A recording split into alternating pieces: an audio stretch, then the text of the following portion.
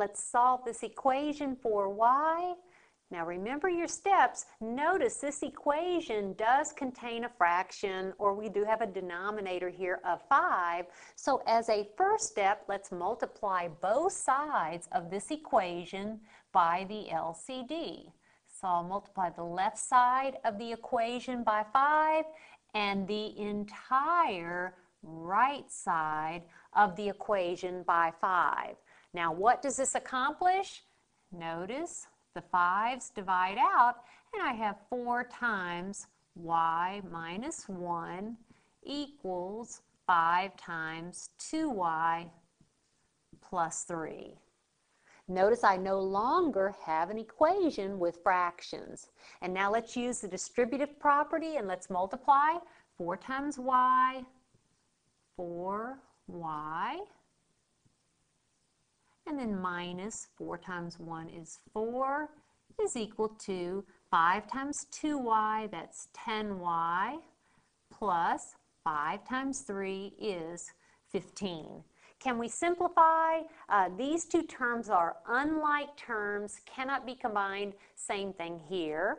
So next, we want to move variable terms to one side of the equation, constants to the other side. Let's go ahead and say, let's move variable terms to the left side just because it's a habit of mine. So I will subtract 10y from both sides. So here's the left side, and I'm subtracting 10y.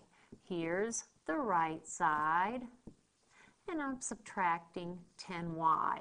And watch what happens. 4y minus 10y, that's negative 6y minus 4 is equal to, notice 10y minus 10y, that's 0y or 0, is equal to 15.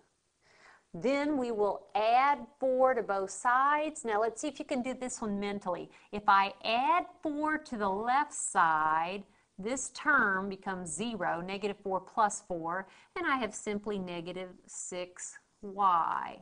If I add 4 to this side, 15 plus 4 is 19.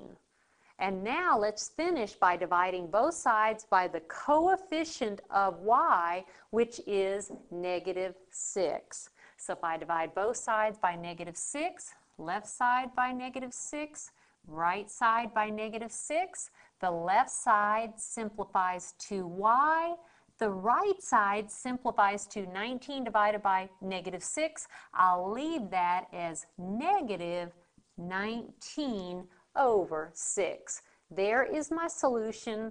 I'll leave it to you to check.